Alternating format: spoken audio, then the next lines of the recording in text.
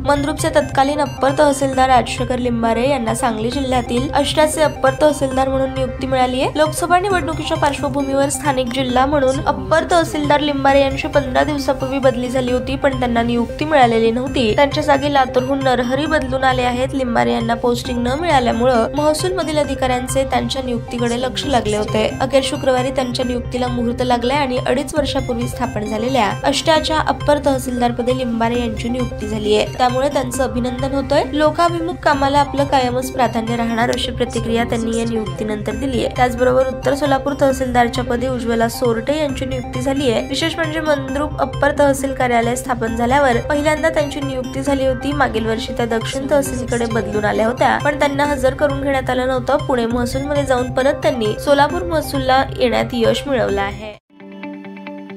ताज्या बातम्या पाहण्यासाठी प्राईम महाराष्ट्र न्यूज चॅनलला सबस्क्राईब करा।